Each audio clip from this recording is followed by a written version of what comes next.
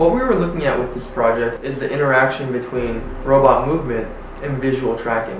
Visual tracking you can already find in many robots out there already, including in the construction industries, the DARPA challenge. You can find it in rescue robots, as well as other robots that are specifically designed for human interaction.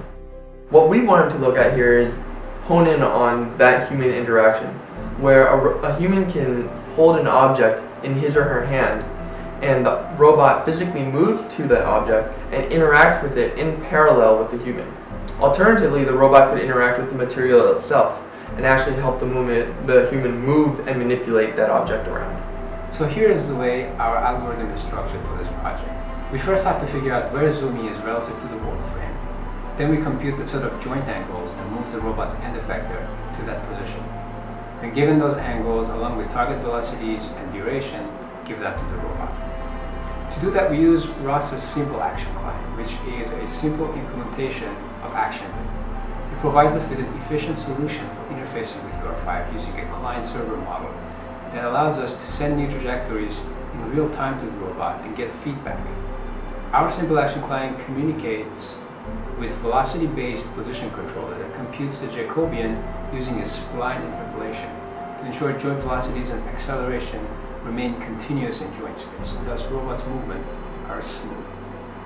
The way we know where our object is relative to the global frame, we can read the joint angles from the encoder, we can compute the forward kinematic, and find the rigid body transformation from the global frame to the end effector.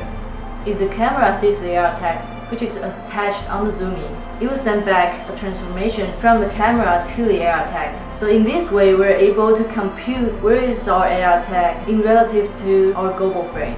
So here is what we had for our first demo. We tried to just send the goal of where Zumy is to the controller. And as you can see, the robot will often overshoot and follow a curved path. This is because the controller moves the joints linear in the joint space. And that means that the end effector text in space is actually not a straight line, but a curved one. So when it gets close to the Zumy, you will often lose it.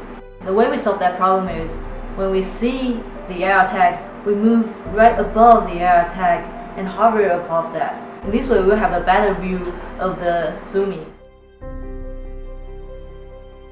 Once we're close enough to being right above the Zumy, we can then attack it and pick it up and place it down somewhere on the ground.